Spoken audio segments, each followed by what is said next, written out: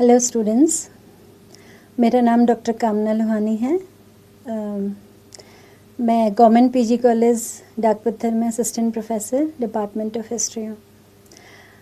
मेरा आज का टॉपिक है जो मैं आपके साथ डिस्कस करूँगी, क्या अकबर एक राष्ट्रीय सम्राट कहा जा सकता है अकबर को। इसको हम लोग डिस्कस करेंगे। अकबर के बारे में बहुत कहा सुना जा चुका है, बहुत रिसर्च चल रही है, बहुत रिसर्च हो चुकी है। अकबर मुग़लों में, यदि आज के समय में हम देखें तो ना सिर्फ मुग़लों में बल्कि मुग़ल काल का सबसे महान सम्राट, हिंदुस्तान के महानतम सम्राटों में एक और विश्व के भी महानतम सम्राटों में अपना स्थान रखता है। अब बात होती है कि राष्ट्रीय सम्राट। राष्ट्रीय सम्राट का मतलब है कि एक वो सम्राट जो अपनी प्रजा को, अपने संपूर्ण राष्ट्र की वो प्रजा जिसमें अलग अलग जाति के लोग, अलग अलग धर्म के लोग, अलग अलग रीति रिवाजों को मानने वाले लोग, इन सबको एक साथ ले करके चले।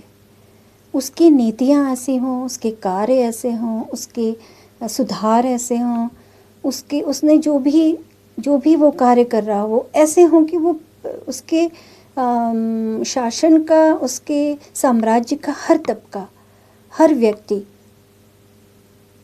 उससे पॉजिटिवली प्रभावित हो।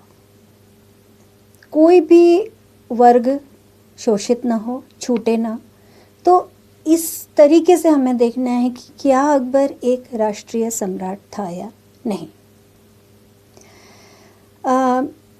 काफ़ी मॉडर्न हिस्टोरियंस हैं जिनको मैंने पढ़ा, जिनको पढ़ कर के मैं अपना ये लेक्चर तैयार किया, या मैंने जानने की कोशिश करी, या मेरे अपने भी जो व्यूज़ थे, अकबर को काफ़ी समय से पढ़ा है, अकबर के प्रति जो मेरे अपने विचार हैं, या जो मॉडर्न हिस्टोरियंस हैं, या जिनमें एक तो वी.ए. स्मिथ है जिनकी किताब है द ग्रेट मुगल, उनकी किताब है वी.ए. स्मिथ। इसके अतिरिक्त जो अभी के मॉडर्न हिस्टोरियंस हैं, एल प्रसाद हो गए, एल श्रीवास्तवा हो गए, एस.आर. शर्मा हो गए, आर.पी. त्रिपाठी हो गए, और भी कई मॉडर्न हिस्टोरियंस हैं जिन्होंने अलग अलग तरह से अपने विचारों को पॉजिटिवली अकबर को एक राष्ट्रीय सम्राट के रूप में दर्जा दिया है, और मैं भी काफ़ी इत्तेफाक रखती हूँ उससे।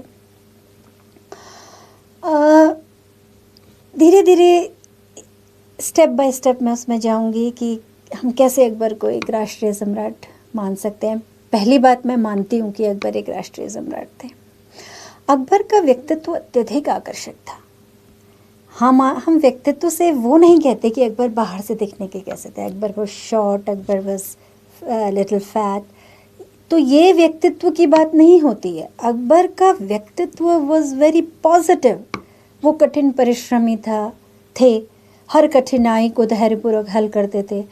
ईश्वर में उनकी अटूट आस्था थी। मैंने कहीं पर पढ़ा था, अबुल फजल भी अपनी किताब में लिखते हैं कि right from his childhood Akbar अकेले बैठ जाया करते थे, घंटों बैठते थे और सत्य की खोज करते थे। वो जानना चाहते थे कि सत्य क्या है, ईश्वर क्या है, क्या है सत्य। सत्य को ढूंढने के लिए वो अकेले पत्थर में बैठा करते थे, और काफ़ी समय के बाद उनको खोज आ जाता था कि अकबर कहाँ हैं। तो एक बच्चा जब इस तरीके की सत्य की खोज कर रहा है तो उसके व्यक्तित्व में वो सब चीज़ें तो आनी ही थी। तो सभी धर्मों के प्रति समभाव को लाना, वो बचपन से उनके अंदर आने लगा था। वो एक अंदर से उनमें वो जिज्ञासाएं, वो एंथुजियाज़म, वो इंक्विजिटी, वो बचपन से उनके अंदर आ गई थी। फिर धीरे धीरे विद्वानों के संपर्क में जब वो आने लगे तो वो चीज़ें क्लिक होने लगी, वो चीज़ें रिएक्ट होने लगी, वो अच्छा लगने लगा उन्हें कि वो जो अंदर से विचार आने लगे थे, विचार उभरते थे, उनके आंसर उनको मिलते थे, और फिर वो बात की प्रक्रियाएं थी। इबादत खाने में कई लोगों से डिस्कशंस हुआ करते थे और फिर जानने की कोशिश करते थे। बचपन में कई लोगों, बचपन से बड़े होने तक कई लोगों ने उनको प्रभावित किया। जैसे जब छोटे थे उनकी शिक्षा का प्रबंध किया गया था, तो कई शिक्षकों के बाद अब्दुल लतीफ़ उनकी ज़िंदगी में आए, उनके विचारों से भी प्रभावित हुए। मोस्ट प्रोबेबली वो शिया थे। फिर बैराम खान जो उनके संरक्षक थे, वो भी शिया थे, उनके विचारों से भी वो प्रभावित हुए। फिर उनकी माँ, जो अपनी माँ थी Hamida Bano Begum, she was also शिया, तो उनके विचारों से भी वो प्रभावित हुए। उसके बाद धीरे धीरे जब उनके विचार काफ़ी विकसित हुए, फिर उनके अपने हिंदू वाइफ्स, उनके जो रिलेटिव्स थे, उनके जो उनसे वो भी प्रभावित हुए। तो इन सभी के विचारों से भी अकबर के अंदर के जो विचार थे वो काफ़ी परिवर्तित हुए और उनमें बहुत ज़्यादा परिवर्तन आया। और तो पहले से ही हम देखते हैं कि एक अच्छे शासक के रूप में, एक अन्वेषक के रूप में, शासन तो जो भी शासक है वो शासन तो करेगा ही। जब उसने अपनी सत्ता का विस्तार किया है तो शासन तो उसने करना ही है, लेकिन एक अन्वेषक, एक इनिशिएटिव लेना, एक इनिशिएटर के रूप में, एक अन्वेषक के रूप में हम अकबर को देखते हैं। वो कोशिश कर रहे हैं नए नए प्रयोगों की। वो हिंदुस्तान में एक मिश्रित संस्कृति को बढ़ावा देने की कोशिश कर रहे हैं, मिश्रित संस्कृति को लाने की कोशिश कर रहे हैं, तो नए प्रयोगों को करने की कोशिश कर रहे हैं। तो वो चीज़, इतने ढेर सारे सम्राट हुए हैं। यदि एंशियंट पीरियड में मैं जाती हूँ तो मैं अशोक को एक महान सम्राट मानती हूँ। तो अशोक के बाद यदि मैं फिर इतने लंबे अंतराल के बाद यदि मैं देखती हूँ तो मैं अकबर को एक महान सम्राट मानती हूँ, महान सम्राट और एक राष्ट्रीय सम्राट भी। तो फिर कितने सम्राट आए, कितने शासक आए, कितने सुल्तान आए और कितने बादशाह आए। तो वो अन्वेषण की भावना, वो कुछ नया करने की भावना सभी शासकों में तो नहीं थी, वो अकबर में थी। तो यदि हम देखें टेक्निकली तो राष्ट्रीय सम्राट वो होता है जो अपनी प्रजा के मध्य किसी भी प्रकार का भेदभाव न करे, किसी क्षेत्र में, न किसी विशेष कारण के, न जो पारिवारिक कारण के, धार्मिक, जातिगत या किसी भी अन्य कारण से वो अपनी प्रजा में भेदभाव न करे। ये एक टेक्निकल चीज़ है जिससे हम कह सकते हैं कि वो राष्ट्रीय हो। जो व्यक्ति किसी भी कारण से अपनी प्रजा के मध्य में भेद नहीं करता है, वो सम्राट जो है वो राष्ट्रीय सम्राट है। तो यदि हम इस चश्मे से अकबर को देखते हैं तो अकबर एक राष्ट्रीय सम्राट है। वास्तव में अकबर ऐसे ही थे, अकबर ऐसा ही था। उसने अपनी प्रजा के मध्य किसी भी तरह का भेदभाव नहीं किया। यदि हम सल्तनत काल में जाते हैं, पीछे मुड़ के देखते हैं तो कितना भेदभाव हमें देखने को मिलता है। सल्तनत काल के शासकों ने धर्म के नाम पर अपनी प्रजा के साथ कितना भेदभाव किया। जजिया कर को देना, उनको उनके धर्म का ढंग से पालन न करने देना, व्यापार कर में अलग अलग तरह के कर लगाया जाना, उनको 5% देना है तो हिंदुओं को 10% कर देना है। इस तरीके के भेदभाव हमें सल्तनत काल में बहुत ज़्यादा दिखते हैं। ना सिर्फ सल्तनत काल में बल्कि शुरुआती मुग़ल काल में भी और बाद के मुग़ल शासकों में भी, औरंगज़ेब के काल में भी हमें देखने को मिलते हैं। तो हिंदू धर्म को मानने वाली प्रजा या गैर मुस्लिम जो प्रजा थी उसको गंभीर कष्टों को झेलना पड़ता था पूर्व काल में या बाद के काल में। उस अन्याय को समाप्त करने का प्रयत्न भी अकबर ने किया और इसके लिए उसने कई प्रकार की कल्याणकारी नीतियों को चलाया, जिनको वन बाय वन हम बाद में देखेंगे। उसका शासन प्रबंध, उसकी वित्त व्यवस्था, उस उच्च पदों को संपूर्ण प्रजा को योग्यता के अनुसार देना, उसकी धार्मिक नीति, उसकी राजपूत नीति, उसकी आर्थिक नीति, उसकी सांस्कृतिक विकास, उसका स्थापत्य कला में मिश्रित शैली को लाना, चित्रकला के क्षेत्र में इंडो मुस्लिम शैली को लाना। तो ये इस तरीके के कार्य जो उसने किए वो एक तरीके से, चूँकि हिंदुस्तान में एक बहुत बड़ा जो तबका था वो इंडिजीनियस था, हिंदू था या गैर मुस्लिम था, तो ऐसी संपूर्ण प्रजा को अपने साथ लेकर के चलना या उस प्रजा को इस बात का एहसास कराना कि उनका शासक उनका भी है, इस बात का एहसास कराना इस बात को प्रूफ करता है कि यदि कोई शासक ऐसा कर रहा है तो डेफिनेटली वो शासक जो है वो एक राष्ट्रीय सम्राट है।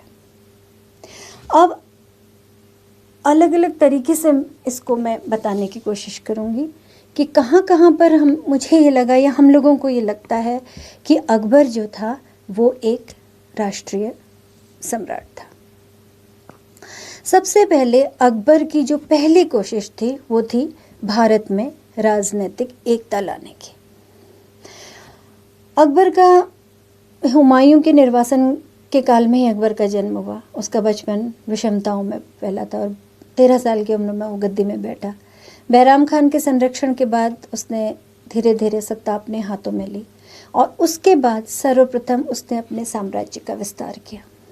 बैराम खान के संरक्षण में ही उसने अपने धीरे धीरे साम्राज्य का विस्तार किया और संपूर्ण उत्तरी भारत को जीतने के पश्चात उसने धीरे धीरे दक्षिण भारत, उत्तर भारत को भी जब वो जीत रहा था तो राजपूतों के संसर्ग में आने की उसने कोशिश करी। उस समय उत्तर भारत में एक बहुत बड़ा एरिया था जहाँ पर राजपूतों का राज्य था और उन राजपूतों को एक तरीके से उसने मनाने की कोशिश करी, एक तरीके से उसने न्योते भेजे कि वो उसकी अधीनता स्वीकार कर लें। ये अधीनता वो उस तरीके की जबरन अधीनता नहीं थी, ये दो सभ्यताओं का, ये दो संस्कृतियों का एक मिलन था। वो अधीनता नहीं थी कि आप उसके अंडर में आ जाओगे तो वो आप उसके अधीन हो जाओगे। ये था कि दोनों मिलकर के कार्य करेंगे। आप अपने राज्यों में अपना राज्य चलाएंगे लेकिन दोनों मिलकर के कार्य करेंगे। और यही हुआ कि लगभग संपूर्ण राजपूत राजाओं ने अकबर की अधीनता को स्वीकार कर लिया और सिर्फ मेवाड़ को छोड़ करके बाकी सब ने उसकी अधीनता को स्वीकार करा और लगभग संपूर्ण उत्तरी भारत में उसका साम्राज्य स्थापित हो गया। और उसके बाद फिर उसने दक्षिण भारत की तरफ देखा और मुगलों में लगभग पहला ही शासक था अकबर जिसने कि दक्षिण, वो चाहता था कि उत्तर और दक्षिण में एक ही संस्कृति का पालन हो। उस सांस्कृतिक एकता को लाने के लिए उसने दक्षिण भारत में भी उसने अपने दक्षिण भारत में खानदेश, अहमदनगर, बीजापुर, गोलकुंडा इस तरह के राज्य थे और उसने वहाँ पर अपने दूतों को भेजा, यही कि वो उसकी अधीनता को स्वीकार कर ले। और कुछ क्षेत्रों में उसने अपना अधिकार भी स्थापित कर लिया। हालांकि उसको दक्षिण भारत में उतनी सफलता नहीं मिल पाई जितना कि उसको उत्तर भारत में मिली, लेकिन फिर भी उसका जो एक सपना था कि वो उत्तरी और दक्षिणी भारत में अपना एक छत्र साम्राज्य स्थापित करेगा और वो भी प्रजावत्सल सम्राट की तरह से, तो एक संपूर्ण भारत में कुछ क्षेत्रों को छोड़ करके संपूर्ण भारत में उसने एक राजनैतिक एकता प्रदान करी। हम बाबर को देखते हैं कि 1526 से 1530 तक सिर्फ 4 साल का वक्त मिला और कुछ नहीं कर पाया। उसके बाद हुमायूं को थोड़ा सा समय मिला और सत्ता जो है वो अफगानों के हाथों में चली गई और हुमायूं को निर्वासन में जाना पड़ा। उसके बाद अकबर को जब सत्ता मिली तो ये मुगलों का पहला ही सम्राट था जिसने बहुत थोड़े ही समय में कोशिश करी कि संपूर्ण भारत पर अपना एक छत्र साम्राज्य स्थापित करे। तो ये थी राजनीतिक एकता। अकबर एक राष्ट्रीय सम्राट है। इस वक्तव्य को प्रूफ करने के लिए हमें उन कदमों को दिखाना पड़ेगा जो उसने एकता लाने के लिए किया था संपूर्ण हिंदुस्तान में। तो राजनीतिक एकता लाने के लिए उसने उत्तरी भारत को जीता और उसके बाद दक्षिण भारत के काफ़ी बड़े इलाके को जीत करके उसने संपूर्ण उत्तरी और दक्षिणी भारत में एक संस्कृति ला करके अपने साम्राज्य का विस्तार किया। अब समय था इसको सुदृढ़ करने का। साम्राज्य को सुदृढ़ करने के लिए साम्राज्य में एक तरह की शासन व्यवस्था की स्थापना करनी थी। बहुत कड़े कदमों को उठाया गया, जैसे कि तीर्थ यात्रा कर को उसने समाप्त किया। तीर्थ यात्रा कर उन हिंदुओं में लगाया जाता था जो कि स्नान करने जाते थे और तीर्थ यात्रा के लिए जाते थे, गंगा में स्नान करने के लिए जाते थे, उनको कर देना पड़ता था। यानी कि अपने ही देश में वो अपने धर्म का पालन नहीं कर सकते थे। जजिया कर उन्हें देना पड़ता था। हिंदू धर्म का पालन करने के लिए, या नॉन मुस्लिम्स को, जो भी मुस्लिम नहीं होते थे, उन सबको अपने धर्म का पालन करने के लिए जजिया कर देना पड़ता। ये सभी निंदित कर थे। अकबर ने अपने शासन व्यवस्था के प्रथम दौर में ही तीर्थयात्री कर, जजिया कर, इन सभी निंदित करों को समाप्त किया। व्यापार कर जो स्पेशली हिंदुओं पे लगाए जाते थे, इन सभी करों को उसने समाप्त करके एक तरीके से समान न्याय व्यवस्था की, समान शासन व्यवस्था की स्थापना करी, समान व्यापार कर। और इसके अतिरिक्त उसने खालसा क्षेत्रों का विस्तार किया। खालसा यानी कि शासन की ज़मीन, जो मुग़ल शासन की जो ज़मीन थी उसको बढ़ाया। जागीरदारों का भी बड़ा खौफ था। जागीरदारों की ज़मीनों में किसानों का शोषण होता था, जो एक तरीके से प्रजा के ऊपर अन्याय था। तो खालसा भूमि की नापजोख करवा करके उसने खालसा भूमि को विस्तृत किया, बढ़ाया और उसको साम्राज्य के अंदर में लाया, ताकि वहाँ पर प्रजा को या जो छोटे किसान थे उनको फ़ायदा मिल सके, उन लोगों के साथ न्याय हो सके। कृषि, व्यापार और उद्योगों के विकास में सभी राजकीय सुविधाएं दी गई। अब खालसा भूमि के विस्तार के बाद कृषि का विकास, व्यापार के और उद्योगों के विकास के लिए राज्य की तरफ से पूरी सुविधाएं दी गई। इससे दो फायदे हुए, एक तो प्रजा को पूरा सपोर्ट मिला राजा के द्वारा, और दूसरा अर्थव्यवस्था का विस्तार हुआ।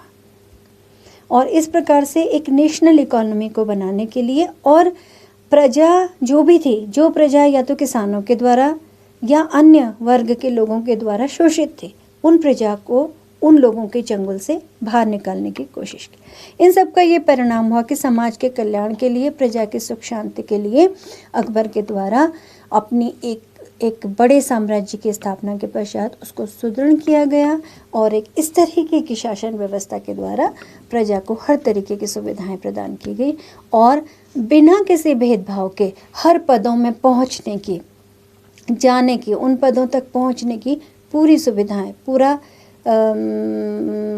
उनको अपॉर्चुनिटी या उनको अवसर दिए गए कि वो किसी भी पद तक पहुंच सकते। तो ये थी राजनीतिक एकता अकबर की, जो उसको एक राष्ट्रीय सम्राट बनाती है। अब सांस्कृतिक एकता, अब वो ना सिर्फ अपने शासन के द्वारा या साम्राज्य को बढ़ा करके, उसके बॉर्डर्स को बढ़ा करके एक एकता को बढ़ाना चाहता था, वो संस्कृति के क्षेत्र में भी वो रीति रिवाजों को, यहाँ की संस्कृति को, यहाँ की चित्रकला को, यहाँ की स्थापत्य कला को, यहाँ की मूर्ति कला को, यहाँ के संगीत को, सब चीज़ों में वो यहाँ की सभ्यता संस्कृति को एक करना चाहता था। हिंदू और मुस्लिम कल्चर को एक करना चाहता था। सबसे पहले उसने सांस्कृतिक एकता के लिए फ़ारसी को राजभाषा का दर्जा दिया, और उसने अनुवाद विभाग की स्थापना कराई। अनुवाद विभाग की स्थापना करा के उसने संस्कृत के ग्रंथों का फ़ारसी में और फ़ारसी के ग्रंथों का अन्य भाषाओं में अनुवाद कराया। जैसे कि लीलावती हो गया, जो गणित की किताब थी, फिर उपनिषद हो गए, गीता हो गई, पंचतंत्र हो गए, इन सब का अनुवाद कराया। और उसके बाद ललित कलाओं के विकास के लिए भी उसने कार्य किया। चित्रकला, स्थापत्य, संगीत कला के अलग अलग केंद्र खोले गए। स्थापत्य कला में इंडो मुस्लिम शैली का विकास किया गया, जिसमें हिंदू शैली, जब हम यहाँ पे फतेहपुर सीकरी में जाते हैं तो फतेहपुर सीकरी में की जितनी भी इमारतें हैं, उसको कभी आप लोग जाकर देखेंगे तो पंच महल है या जोधाबाई का महल है, वहाँ पे हिंदू आर्किटेक्चर बहुत ज़्यादा देखने को मिलता है।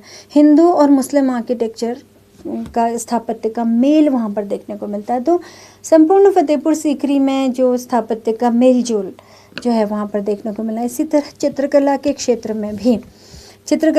में भी नए नए प्रयोग करे गए थे, और हिंदू और मुस्लिम शैली को एक साथ लाने की कोशिश की गई थी।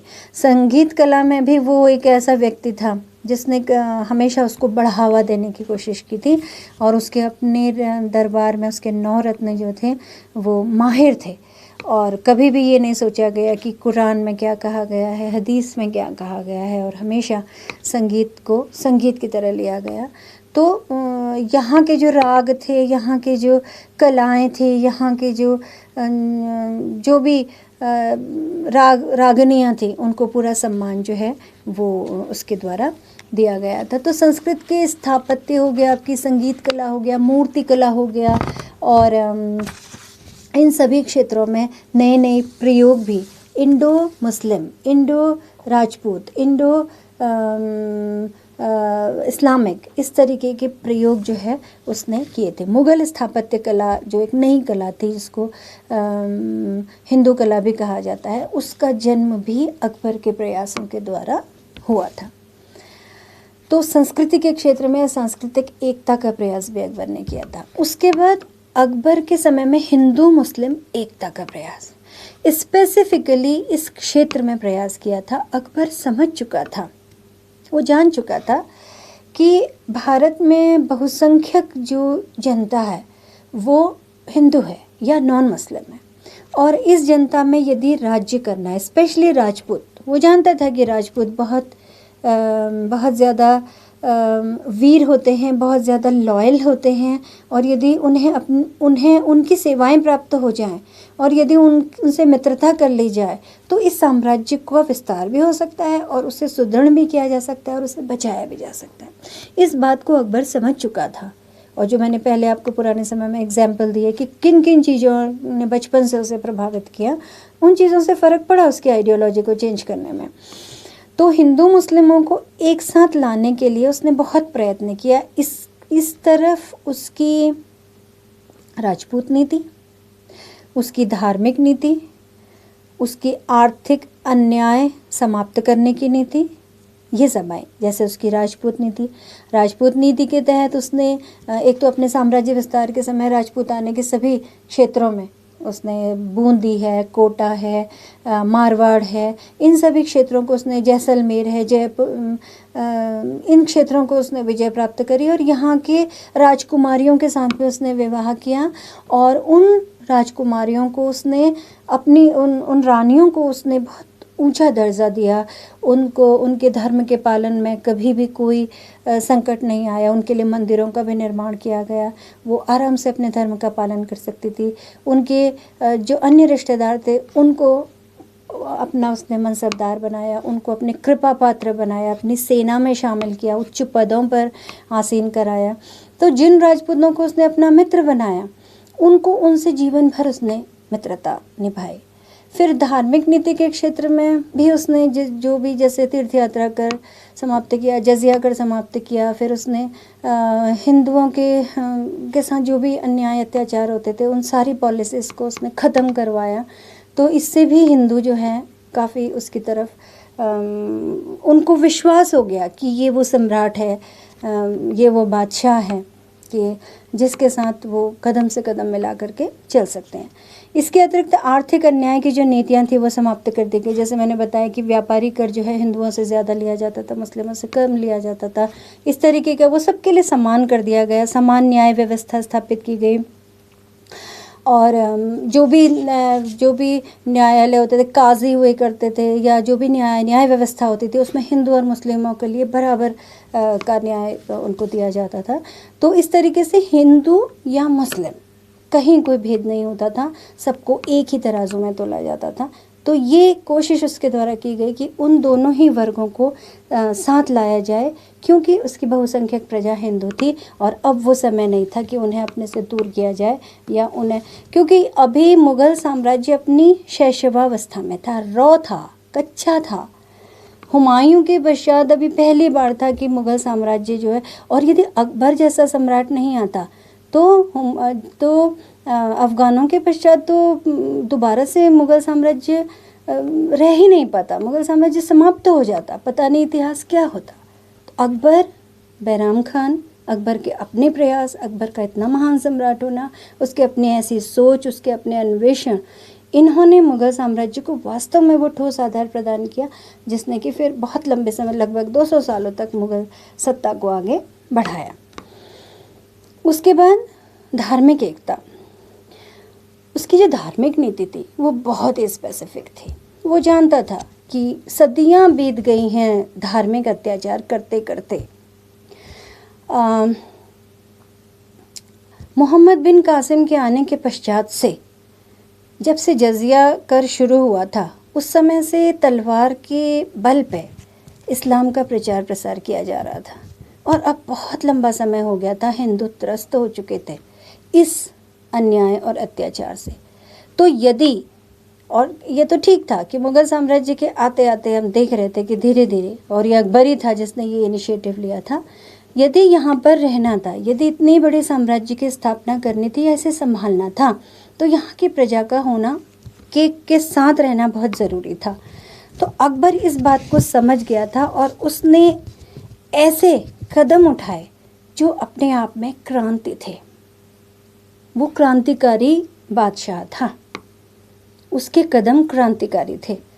उसने हिंदू धार्मिक रीति रिवाजों जैसे झरोखा दर्शन, तुलादान, झरोखा दर्शन यानी कि अपने महल में आकर के वो झरोखों में आकर के अपनी जनता को दर्शन देता था, क्योंकि राजपूतों में ये प्रथा प्रचलित थी। तुलादान यानी कि उसके बराबर का जो वो था, उतना उसके बराबर की कोई सामग्री के बराबर उतना दान जो है वो गरीबों में बांट दिया जाता था। इसके अतिरिक्त हिंदू त्योहारों को मनाना, दिवाली, होली, वसंत, ये सारे त्यौहार राजमहल में मनाए जाने लगे। इट वाज रिवोल्यूशन, क्रांति थी ये। फिर पारसियों का त्यौहार नौरोज़, नववर्ष का त्यौहार, ये मनाया जाने लगा। उसके बाद फिर उसके इन धार्मिक विचारों में धीरे धीरे धीरे धीरे परिवर्तन आने लगा, मैच्योर होने लगे उसके विचार। मैंने जैसे शुरुआत में मैंने बताया था कि वो घंटों जो है वो बचपन में अकेले बैठा रहता था, सत्य की खोज किया करता था। तो उसके ये विचार धीरे धीरे मैच्योर हो रहे थे उसकी ज़िंदगी में स्वयं। तो उसने एक इबादत खाना बनाया। इबादत का मतलब होता है प्रार्थना, खाना मतलब जग, इबादत करने की जगह बनाई, पूजा गृह। इबादत खाना बनाया जहाँ पर शुरू में बदायूनी और इस तरीके के इमाम बनाए गए, उलेमाओं को स्थान दिया गया। उसने उनके साथ डिस्कशन किए और जब उसे पता चला कि ये जो उलेमा हैं ये तो फिर वही इस्लाम की बात कर रहे हैं, वही कट्टरता दिखा रहे हैं। फिर धीरे धीरे अन्य धर्मों के लोगों को भी बुलाया गया, जैनियों को, पारसियों को, क्रिश्चियंस को, बुद्धिज़्म के लोगों को, हिंदुओं को, अलग अलग लोगों को अलग अलग वारों में आमंत्रित किया जाता था और फिर वो लोग आकर के वहाँ पर डिस्कशन किया करते थे। अकबर स्वयं भी अलग अलग समय में अलग अलग लोगों के साथ डिस्कशन किया करता था। ये सिर्फ ये जो इबादत खाने का अकबर का जो डिस्कशन था, ये एक सोची समझी हिंदू, एक सोची समझी धार्मिक नीति का ही परिणाम नहीं था। जैसा मैं आपको शुरू से बता रही हूँ कि अकबर के अंदर एक जिज्ञासा थी सत्य को खोजने की, धर्म को खोजने की। He wanted to know the truth, वो जानना चाहता था सत्य को। तो ये एक यही नहीं था कि वो वास्तव में एक धार्मिक नीति को प्लांट करना चाह रहा है, ऐसा ही नहीं था।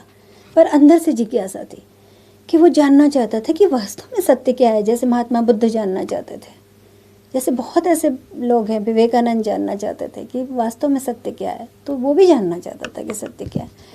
तो अलग अलग धर्मों के लोगों से अलग अलग बातें पता चली और ये डिस्कशंस चलते गए, समय बीतता गया। इबादत खाने में बहुत लंबा समय हो गया, कुछ भी निर्णय नहीं निकल पाया। और फिर अगला कदम जो था, एक नए धर्म, इसको धर्म कहें या एक संप्रदाय कहें, कुछ नया करके उसने दिखाया। तौहीद इलाही या दीन ए इलाही, एक नए धर्म की स्थापना। यदि हम तत्कालीन समय में देखें तो ये धर्म था। उस समय कह सकते हैं कि अकबर ने एक धर्म का पालन किया, धर्म की स्थापना करी जिसको दीन ए इलाही, ये दीनों का धर्म था। ये धर्म ऐसा था, एक सौहार्द था, ये एक सोशल ऑर्डर था जिसमें सभी धर्मों के अच्छे गुणों को समाहित किया गया था। यदि उस समय देखें तो धर्म था, यदि आज देखें तो एक छोटा सा सोशल ऑर्डर था जो थोड़े समय के लिए अकबर के विचारों को परिपक्व करने के लिए लाया गया था। तो ये सभी धर्मों की अच्छी बातों को जो अकबर अब तक समझ चुका था, अपने जहन में ला चुका था, वो लाया। और उसने कोई कंपल्शन भी नहीं रखा कि हर किसी को इसका मेंबर बनना है। और उसके जीवन तक लगभग 2000 लोग दीन इलाही या तौहीद इलाही के मेंबर बने, इसके सदस्य बने, और उसके जीवन काल तक ही ये तौहीद इलाही रहा और उसके मृत्यु के बाद ये दीन इलाही समाप्त हो गया। बट इट डजंट मैटर, इससे कोई फ़र्क नहीं पड़ता। वो महान शासक कुछ कर गया, उसने ये तो दिखा दिया कि उसके अंदर जो जिज्ञासा थी, कुछ ऐसा भी होता है, ऐसा हो सकता है कि सभी धर्मों का एक नई चीज़ निकल करके आ सकती है, कुछ नया हो सकता है, और उसने वो करके दिखाया। वो बात अलग है कि वो धर्म नहीं बना, लेकिन वो एक सौहार्द था जो आगे चल के फिर एक बहुत बड़ी आइडियोलॉजी में आया, जो मैं बाद में आपको बताऊंगी। तो उसके धार्मिक जो उसकी एकता थी, धार्मिक एकता की जो भावना थी, जो झरोका दर्शन, तुलादान, होली, दिवाली, नौरोज़, उसके बाद इबादत खाने, जजिया ख़त्म करना, तीर्थ यात्रा कर ख़त्म करना, और उसके बाद लास्ट में दीन इलाही के उच्च श्रेणी में जा कर के पहुँचता है, क्लाइमेक्स में जा कर के पहुँचता है। ये उसका न सिर्फ धार्मिक एकता को लाना था, बल्कि उसके अपने विचारों का क्लाइमेक्स था। उसके अपने अंदर की जो जिज्ञासाएँ थी, उसमें एक मंजिल को वो पा चुका था, और यहाँ वो महानतम सम्राट बन जाता है, एक अच्छा इंसान बन जाता है, एक राष्ट्रीय सम्राट बन जाता है, एक सम्राट जो सारे धर्मों को एक जगह ला रहा है। और वो कह रहा है अपने पूरे साम्राज्य में कि जो चाहे मेरे इस दीन इलाही का सदस्य बन सकता है। उसके कुछ नियम थे, अकबर के सामने आकर के उसकी सदस्यता लेनी होती थी, उन्हें कुछ अच्छे कर्म करने होते थे, उन्हें किसी के जन्म के उन्हें के जीते जी किसी को उनको भोज देना होता था, मरने के बाद नहीं, जीते जी देना होता था, और भी बहुत सारी चीज़ें थी। अकबर के मतलब उपहार देने होते थे, कुछ कुछ अच्छी चीज़ें थी जो सभी धर्मों की थी। ठीक है कि लोगों को बाद में उन्हें नहीं समझ में आई, उतना नहीं समझ पाए, लेकिन जो भी है वो उसने एक धार्मिक एकता का प्रयास किया। उसने कोशिश करी कि सभी धर्मों की अच्छी चीज़ों को ला करके एक जगह पे उसने रखा।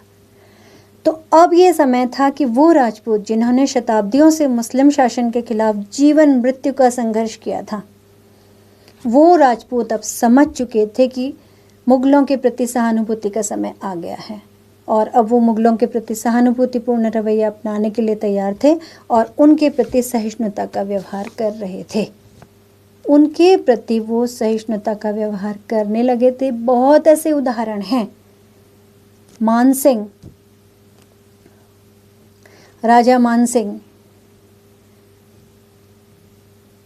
और भी कई अन्य ऐसे मनसबदार थे, जसवंत सिंह, जो कई पीढ़ियों तक फिर जो है वो राजपूत जो थे वो मुग़लों के सेवक बने रहे, मुग़लों के मित्र बने रहे।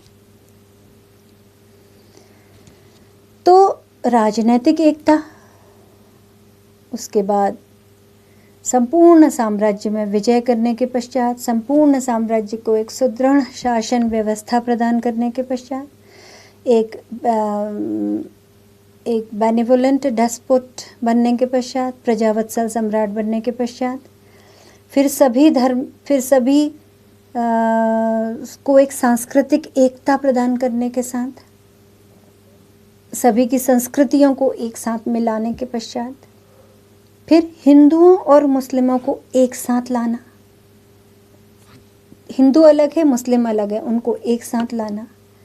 उसके बाद धर्म, जो सबसे कॉम्प्लिकेटेड चीज़ है, धर्मों को मिलाने की कोशिश। बहुत पहले ये कोशिश अशोक ने भी की थी। अशोक ने जब बौद्ध धर्म, जब अशोक भी ऐसे ही हो गए थे, अशोक कलिंग के युद्ध के पश्चात विरक्त हो गए थे, खोजने लगे थे कि उनको कहाँ शांति मिलेगी। फिर बौद्ध धर्म का पालन किया, उससे भी शांति नहीं मिली। फिर धम्म उन्होंने भी, एक जैसे दीन इलाही है वैसे ही धम्म उन्होंने बनाया। वो भी एक सौहार्द था, वो एक सोशल ऑर्डर था जिसमें सभी धर्मों की अच्छी अच्छी चीज़ें वो लोग, कई सालों पहले अशोक ने ये प्रयोग किया था। फिर कई सालों, तो ये अलग अलग युगों में अलग अलग लोग आते हैं जो इस तरीके के, जिनके अंदर ये जिज्ञासाएं उत्पन्न होती हैं। अशोक भी महान था और अकबर भी महान था। तो सभी धर्मों को एक साथ लाना भी अपने आप में एक क्रांति थी जो अकबर ने करी थी। तो एक राष्ट्रीय सम्राट के रूप में हम उसे उसकी इस धार्मिक एकता को भी लाते हैं।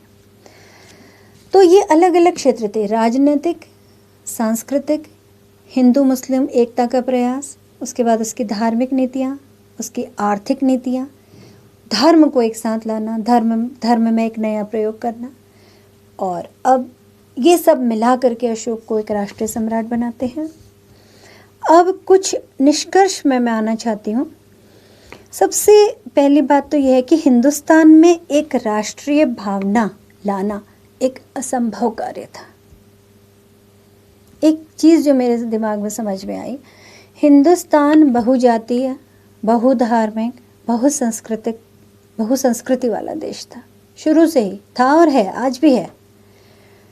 तो ऐसे देश में एक राष्ट्रीय भावना का प्रचार प्रसार करना बिल्कुल ही असंभव है।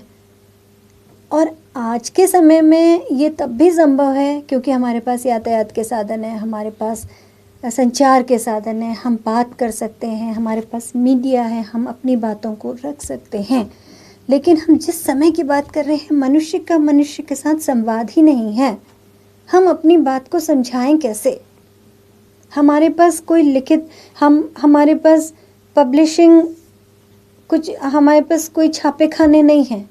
हम कुछ लिखते भी हैं तो लोगों तक नहीं पहुंचा सकते।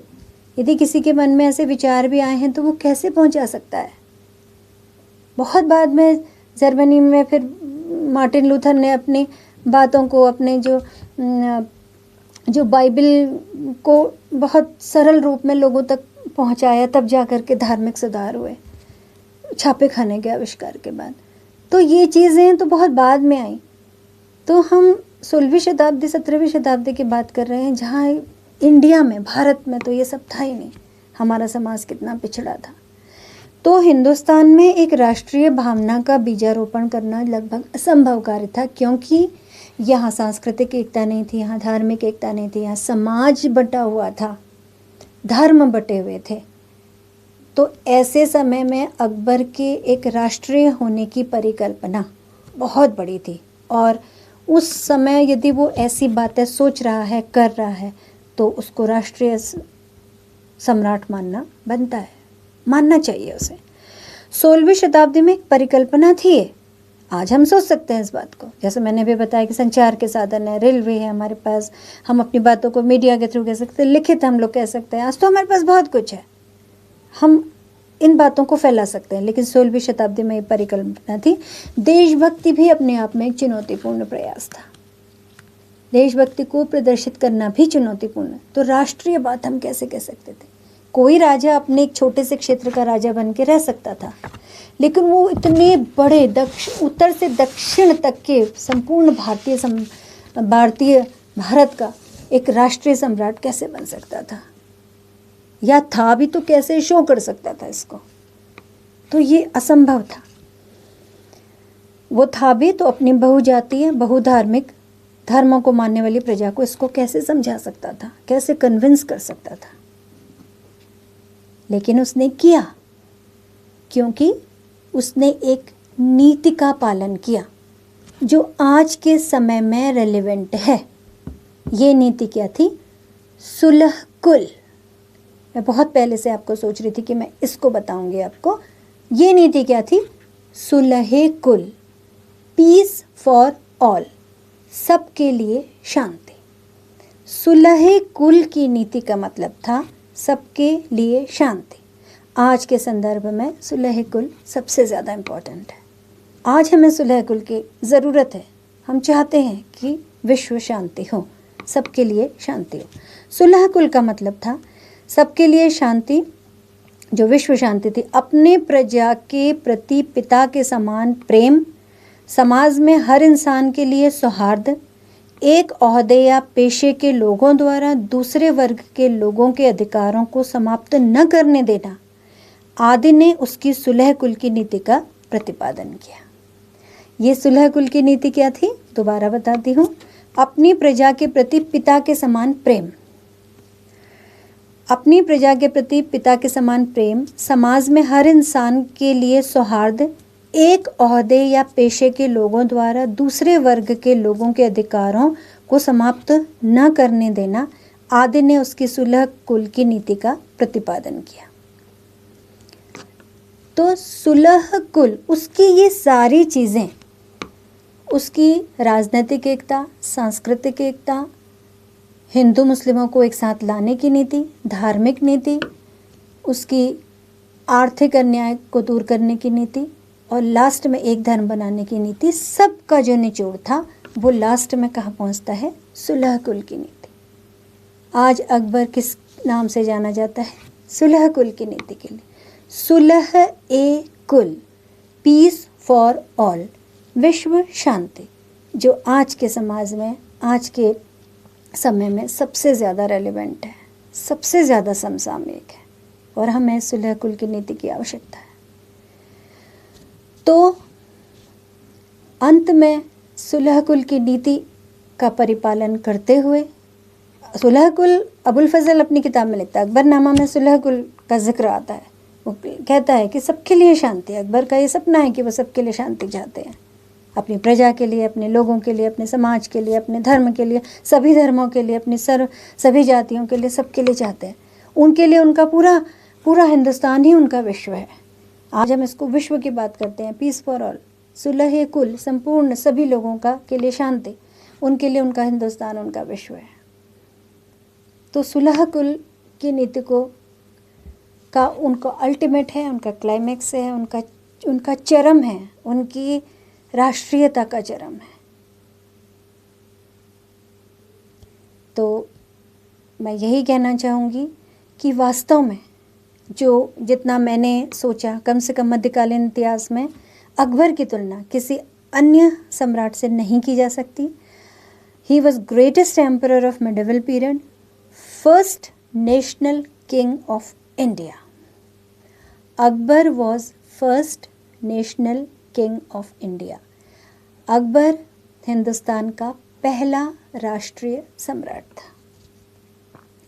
जितना भी मैंने पढ़ा, जितना भी मैंने रिसर्च किया या जितना भी मैंने सोचा समझा, मेरे अपने विचार हैं और मैं समझती हूँ कि जितने आधुनिक इतिहासकार हैं उनके भी सभी के यही विचार हैं कि यदि हम राष्ट्रीय सम्राट के लिए कोई मानक तैयार करते हैं, राष्ट्रीय सम्राट के जो मानक हमने तैयार किए हैं कि अपनी बहुजाति, बहु धर्म, बहु संस्कृति वाली प्रजा को एक साथ ट्रीट करना, एक तरीके से ट्रीट करना और संपूर्ण विश्व के लिए शांति की कल्पना करना, यदि ऐसा कोई सम्राट कर सकता है तो वो राष्ट्रीय सम्राट है।